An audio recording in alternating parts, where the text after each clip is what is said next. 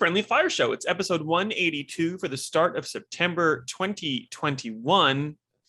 I have horrible hair because I just literally got out of the shower because my husband had like really dense hair that I've just shaved like all of it off and it just went everywhere and I couldn't be bothered redoing myself because it's lockdown. Not that you'd know, other guy. Oh, well, we have some trucks drive through occasionally and they have COVID and it's a big like dilemma, but nothing's come of it yet. So I've got flights to Perth in like 3 weeks. So. I was going to ask, like, are you allowed to go? I thought they wouldn't let you go, Yeah. of all people, because you're not Western Australian. No, well, we're like the only border they're open to, but they're flexible flights. Haven't made it yet, but it's quite likely at this moment that friend of the show, Gaetano, long-suffering Melbourne supporter, won't be able to go if they make it. And of course, I support Port Adelaide. So back when we still they make it still, right? You're not locked in. Yeah, no, right. Not locked in. But back when we worked together, they were like the worst two teams in the league, and they might actually play off this year, but we can't go together. So never mind. What a bow to put on the package that is COVID, really. That's it. It's like you two, one of you two made this weird like pact with the devil or something to see your team get to the grand final. But it's one of those like horrible genie wishes where like you sort of are getting your way, but it hasn't really come true in the way that you hoped it would. Does that make sense? Yeah, well, you just got to see how these things go, basically. But anyhow, you're like, what are you talking about? I'm still maybe flying to Perth, so I'm fine. Yeah. I don't believe that will happen. There's going to be some case somewhere, and I'm going to have a large credit with Jetstar, so I hope they sell beer and gum, right? Because we were supposed to go to Queensland next week, so we have and three of us, like Matt and I and a friend. So, but we booked them all together. So now Matt and I have a $1,200 credit of flights we couldn't use to go to Queensland that we have to use by next September. And these airlines are going to go. Maybe we can use them next year. So we'll see what we do. They're going to go bust, these airlines, when everyone cashes in their credits. So good luck. Well, yeah. Anyway, we can escape the world and escape. That's a pun later on that I'll use again. Escape the world and jump into video games. The one we've played two of these, and I've played one on my own. Let's do the one that I've played myself because I'll blab and then you can talk because I'm just look at my hair, Ben. I'm basically unraveling here. Looks great. I had the chance to preview Far Cry 6 about 3 or 4 hours actually of the game. Cut into like two chunks. So there's like, like a standard with a preview, there's like, here's the start and kind of like getting you used to what's going on. And now we'll zoom you ahead hours and hours and hours. The start was very Far Cry like. They've kind of done away with like the skill tree and replaced it with gear. So it's kind of like a looter shooter, but not.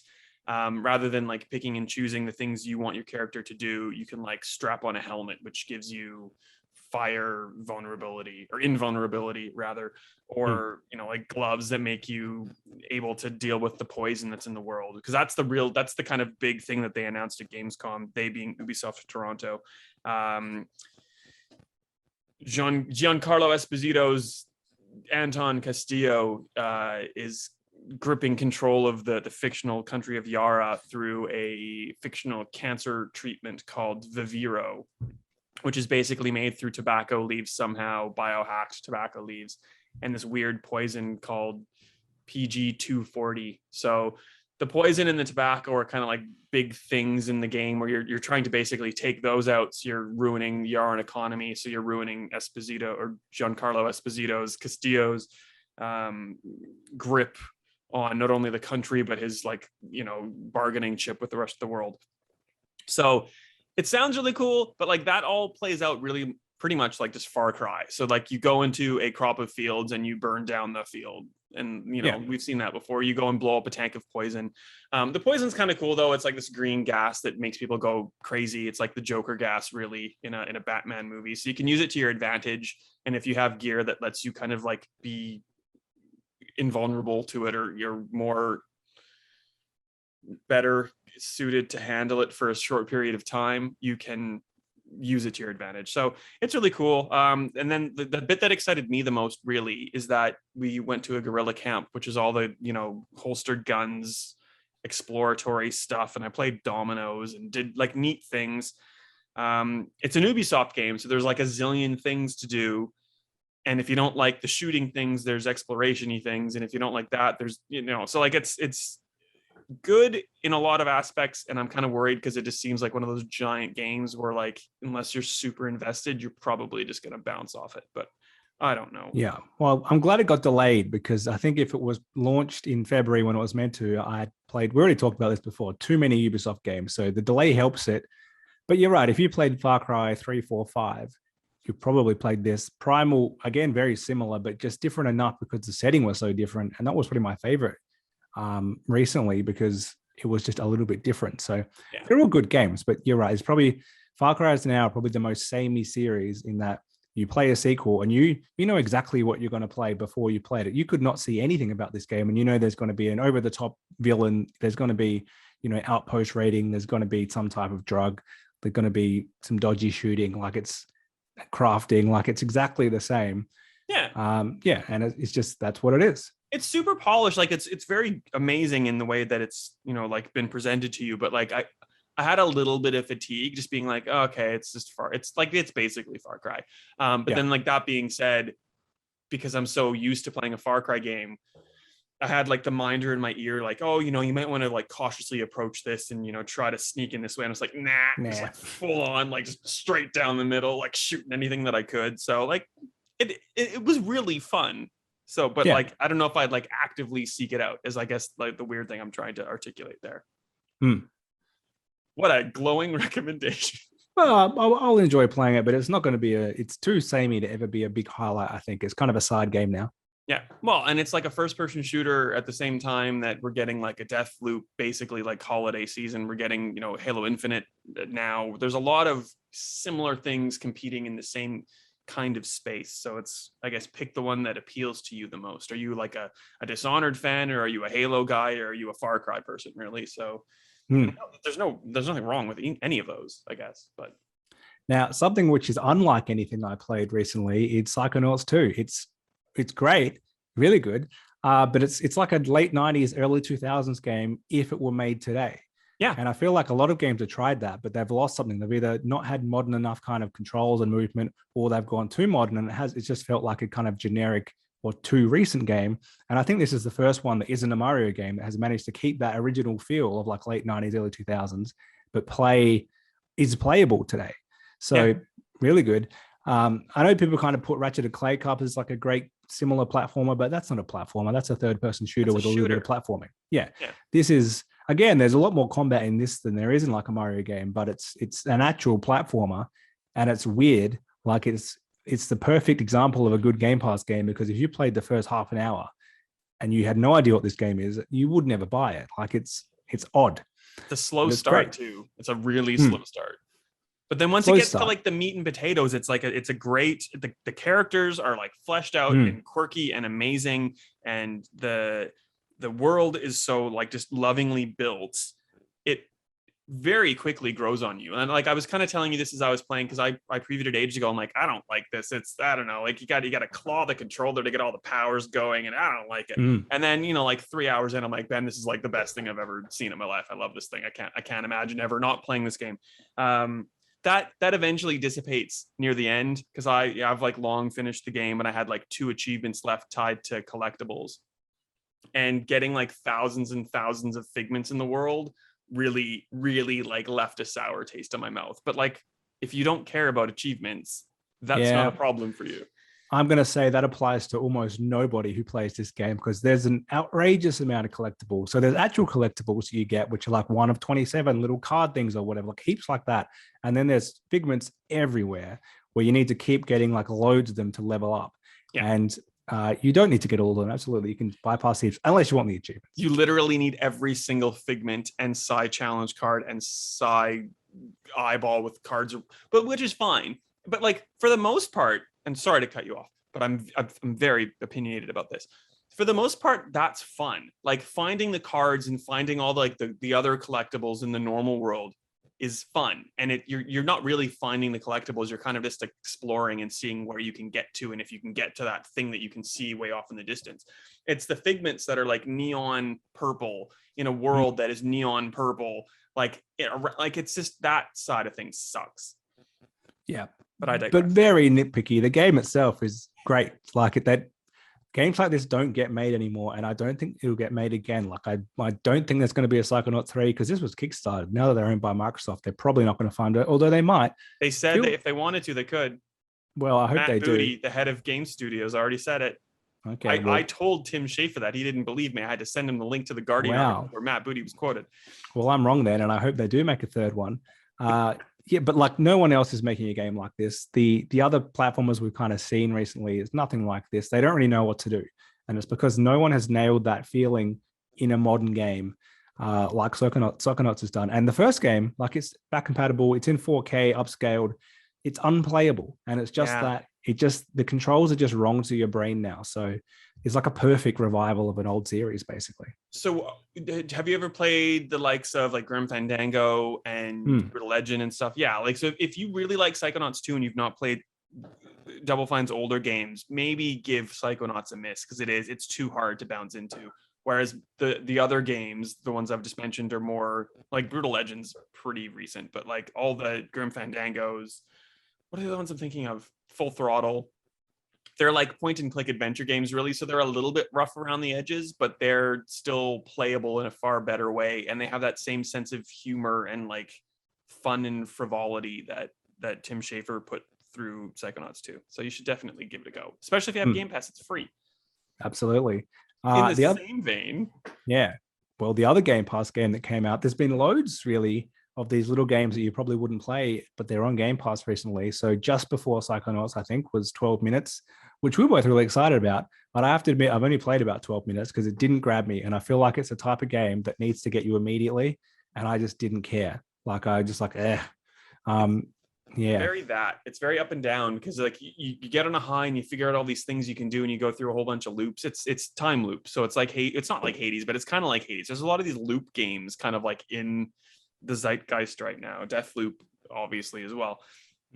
If you think of things that you can try and you're doing it and you're like learning information, great. And then you just kind of get to points where it's just like, I have no idea what to do next. I will bash my head against a wall for an hour, or I'll just go and find a guide. So it's good and bad in that aspect. The ending's just like absolutely insane, and I'm not going to ruin it for you, but like it's pretty divisive.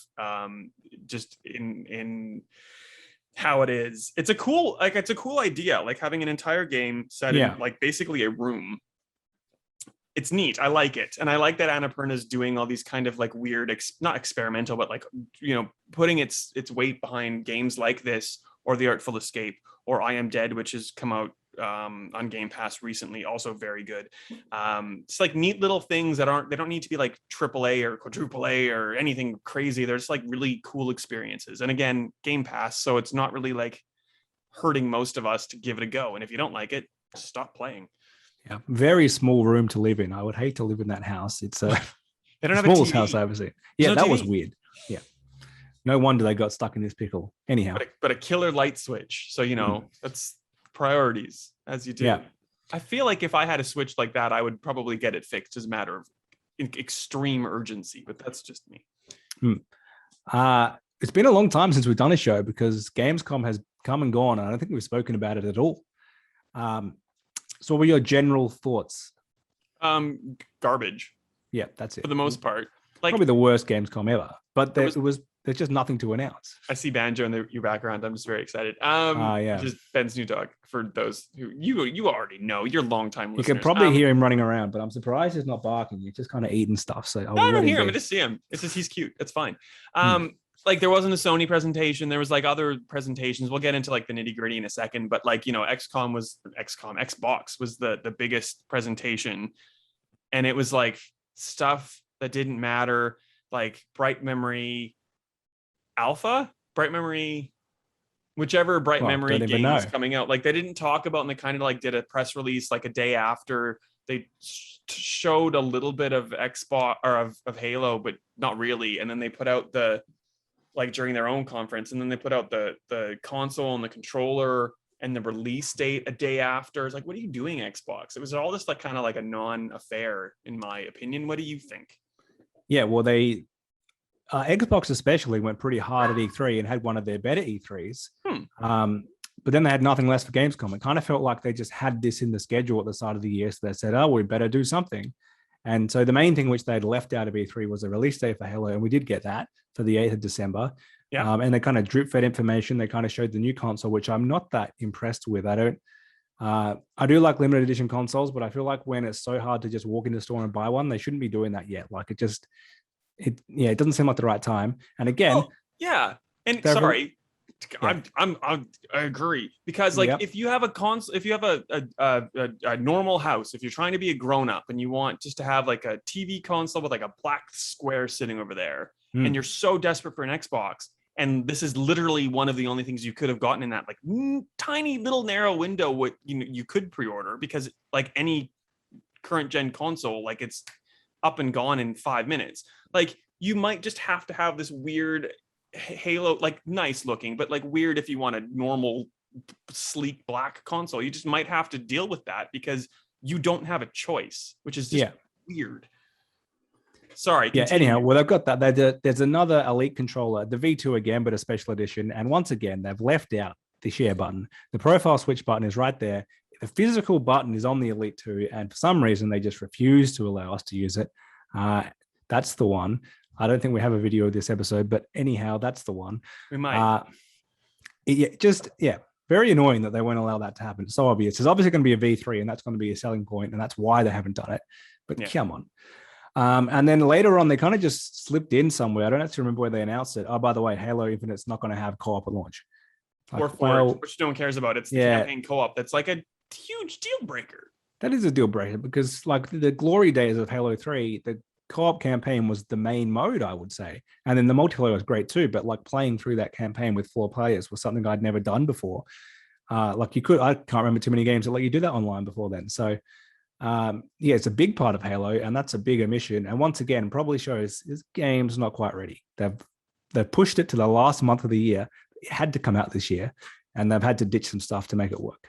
Yeah, if they're kind of piecemealing it already, it's already not a full product. But there obviously is that kind of sentiment from Microsoft, like you've had a year. This has to come out this year. It has to figure it out, and this is the compromise, which. That's not ideal, but I guess that's what we're getting. So, and the mentality is like, oh, you'll just play the campaign again with a friend afterwards. Like, I guess, like I played Halo 3 with you, like ages after the fact that Halo came out. Like I played Halo years ago, and then I replayed it in campaign with you way after. I'm not like super keen to do it like 3 months after again with you. No offense. Like I do want to play Halo with you, but I want to play it on the 8th of December with you. Yeah, so that is disappointing. That was the main thing that came out of Gamescom though. Like there was like no news bigger than that. There were a couple other release dates. So Horizon Forbidden West is coming out on the 18th of February, which is pretty good because it's meant to come out this year, obviously. When they delayed it, I kind of thought it's going to get pushed back to next Christmas. So that's relatively soon. Might get delayed again. That was this week in delays, by the way. There you go. Done. Out the door.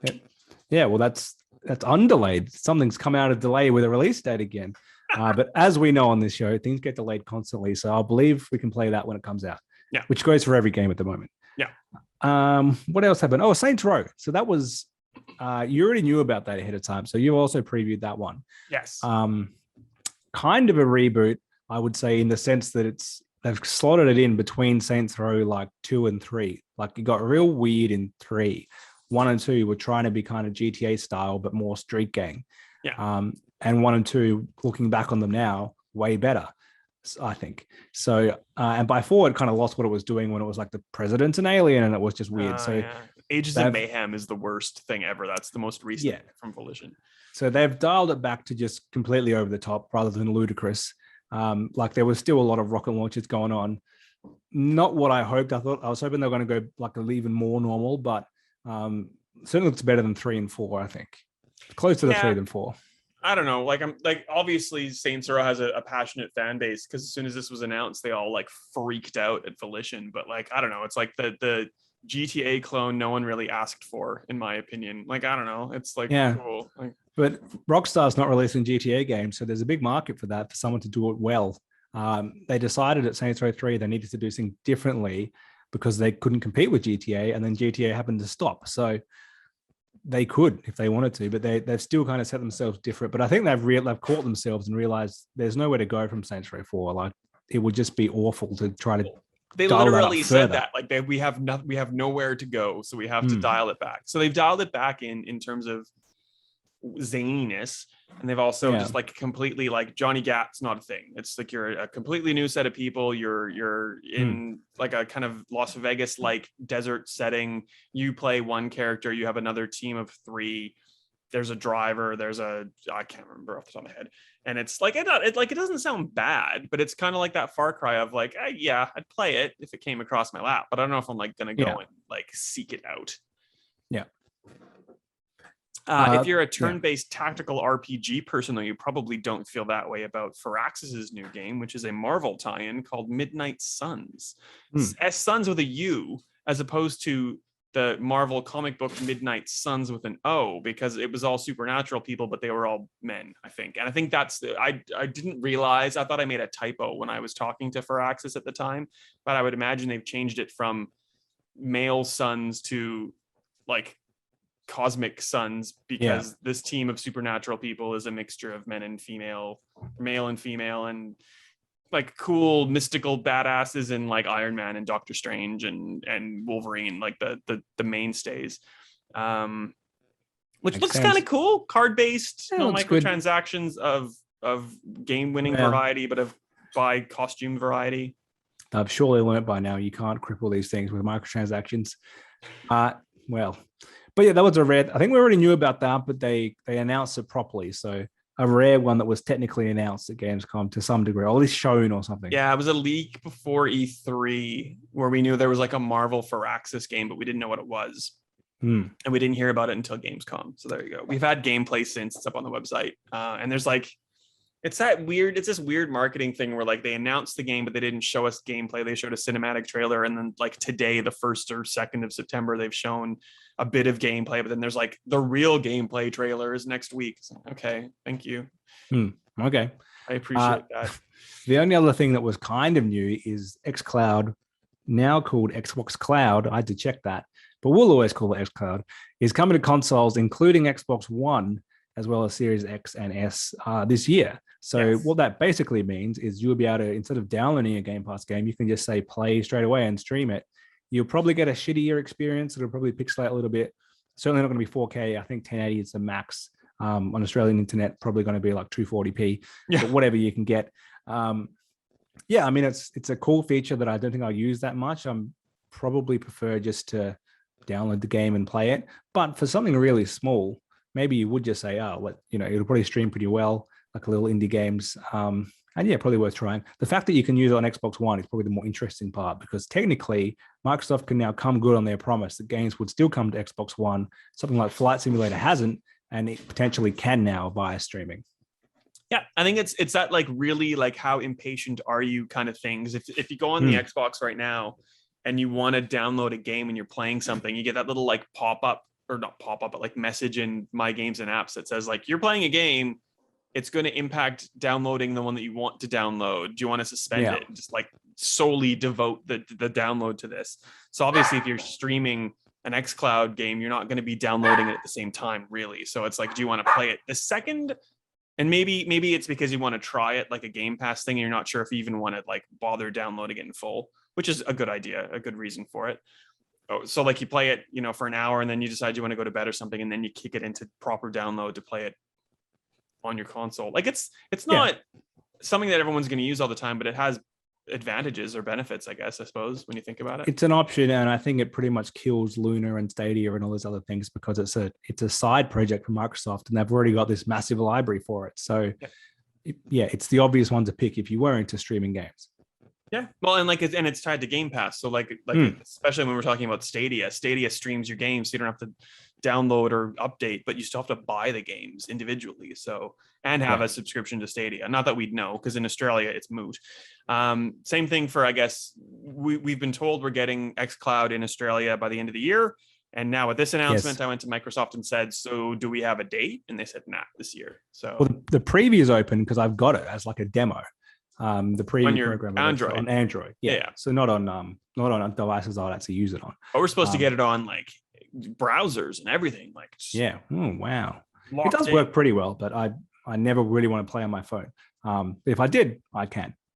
There you go. I've tried playing Hades downstairs from the Xbox upstairs occasionally, and like it works pretty well until it like stutters, and that's when, of course, I die because you need those frames that you've missed. But anyway, beside the point. Is there anything about Gamescom that you want to talk about? I don't think there's anything else that I can That's think of. it. Everything else was just here's some trailers for stuff you already know.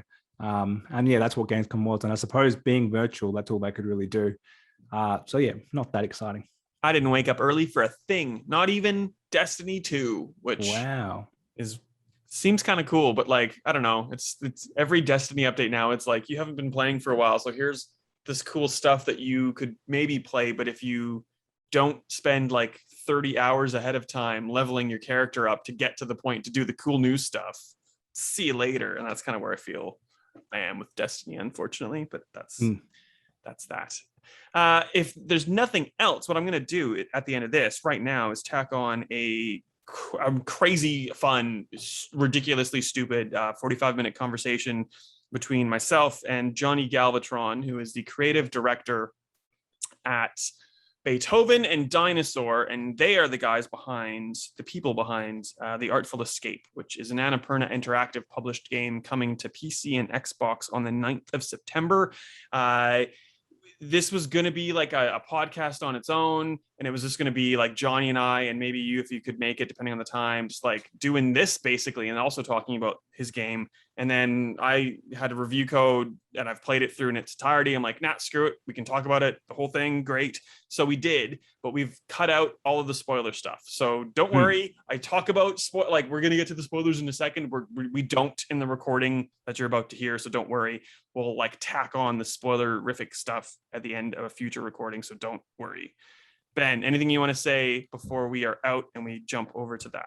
No, I look forward to hearing it. So yeah, very excited. It's really good, if I do say so myself. Perfect. So enjoy.